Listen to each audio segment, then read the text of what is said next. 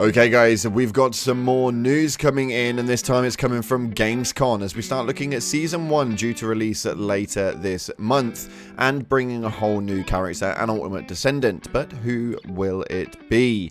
We're going to get some talks going about Void Shard farming, and boy oh boy, this seems to be something that is happening repeatedly, and it's starting to get a little bit panicky inside of the game as far as concurrent players. Yes, we've got some numbers to digress on. Anywho, if you haven't already, smash that beautiful blue thumbs up and subscribe with post notifications turned on. It'd be greatly appreciated. And get involved with our giveaway of 1060 caliber to help you guys with your skin needs, because it's getting bloody pricey out here. And we're going to announce it this Sunday. If you want to get involved with it, stick a love heart emoji in the comment section. Show your love for the first Descendant. I know that there's a load of you out there that are still loving this game. So heart comment in the comment section. We'll announce it this Sunday via the giveaway announcement sector of the Discord, link in the description. Nonetheless, let's dive on into some first Descendant news. So starting off, we have a great announcement as Season 1 trailer is set to drop at the Xbox Gamescom 2024, which is aiming to be Friday, August 23rd. Now, the times are not confirmed yet, but we know full well that we'll be seeing it over there based on this right here for the Xbox Gamescom live streams. And you can see on Friday, August 23rd at the bottom is the first Descendant. Now, they are going to be there to review over their Season 1 release. What is it we're going to be getting from that one? Actually, a fair amount. We have got 3 updates that have been coming through. Season 1 episode is Invasion, with season progression and field completion on top of that. The new Descendant and Descendant story with the new Colossus/dungeon. On top of that, we've got new weapons, new skins, and a new ultimate Descendant. But who is it that we'll be obtaining? Well, this is the big question that everybody's asking, and the new season update is going to obviously bring a brand new episode with the Descendant story. So who's the Descendant story going to be revolved around?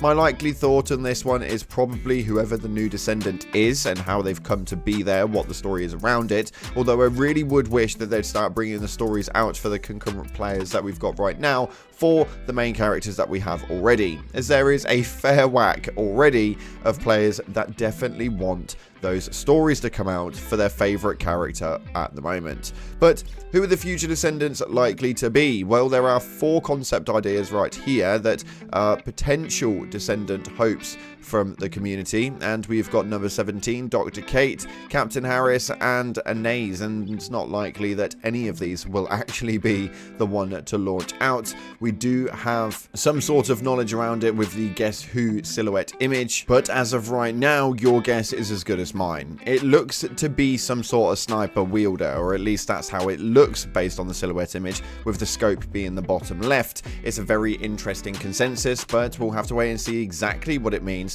A lot of people are speculating that it is some sort of canon as well, but again, we'll have to see exactly how this one pans out. On other topics though, from today, this is now just gone up, and it's obviously gaining a bit of traction on the Reddit right now, but people are sick and tired of farming void shards, and this is so damn relatable. Obviously, this is becoming a bit of a problem because realistically, this is probably the most boring part of the content.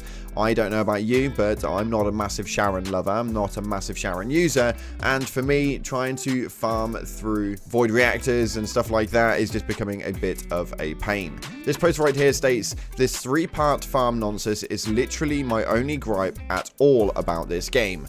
By the time I farm shards 45 minutes to an hour on a Descendant I probably don't like, then go through the sludge fest that is farming a material that can only be done with Sharon another 30 to 45 minutes on a Descendant who I don't like well enough to invest catalysts in, and finally get to play a Descendant I do like for a total of about 6 minutes to pop up the 5 to 6 materials I got when the last material gives me another nanotube for a gun I never want. It feels like absolute crap the way back to the shard farm to completely over again.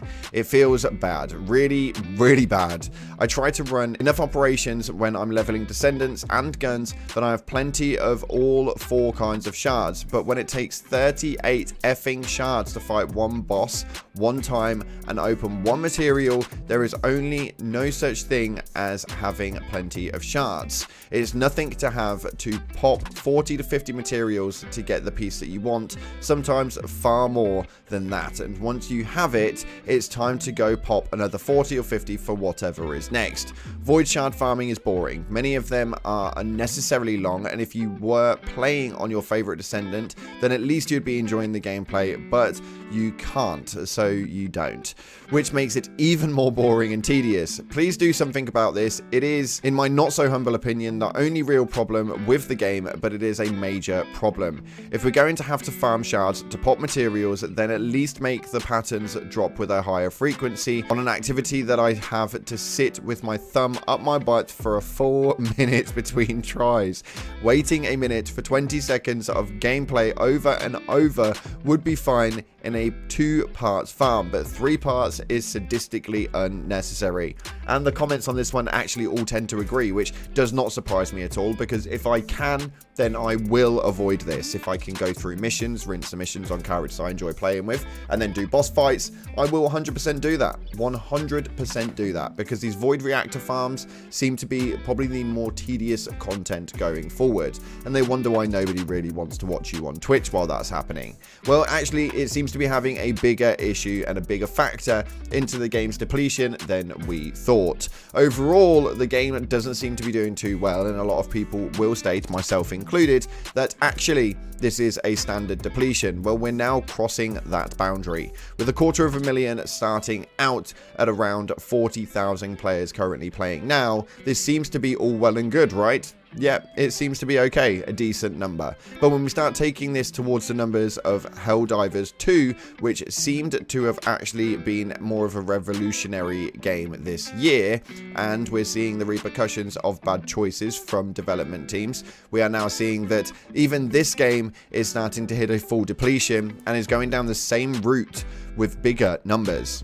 They originally had 500,000 in the last 6 months peak play, with 31,000 in the last 24 hours and 13,000 currently playing, and it's slowly digressed and got lower and lower and lower. And it seems that the first Descendants seem to be following that trait, but it doesn't always need to be the case. As you can see right here via this graph, we've got the first Descendant week 1 and the past 7 days versus Once Human week 1 and the past 7 days. And although this is a completely different game and a completely different genre and plays in a completely different style, the concept of numbers still resonates. And First Descendant is a free-to-play game, of which so is Once Human. Although maybe in a different genre, the consensus still applies. And as you can see right here, day 1 of week 1, we had 180,000 players, with only 80,000 players in the past 7 days for the week, whereas Once Human has just got more popular as it's kind of run along.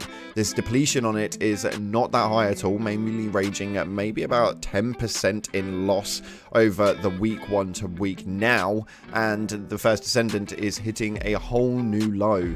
Based on this article write-up, we're obviously 73,000 players as an average across 7 days, whereas the facts seem to be a little bit lower now. Since our article was written, we've lost another 10,000 just on Steam alone.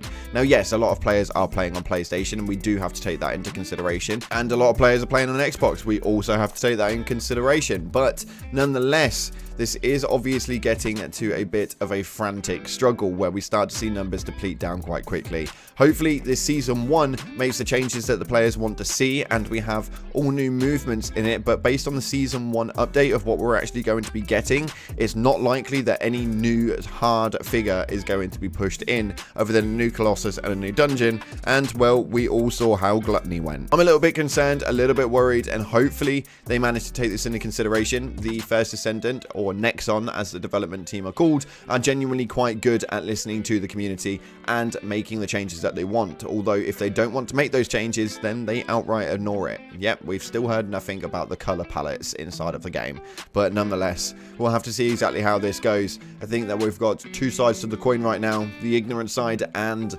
the side that actually approaches the issues. I'm hoping that they just turn the coin and just listen to everything that's been said and make the approaches applicable where necessary. Let me know your thoughts on where the game's going and what you're excited about most with Season 1, but up until the next time, thanks again for watching, guys. Like, subscribe, and I'll see you in the clouds.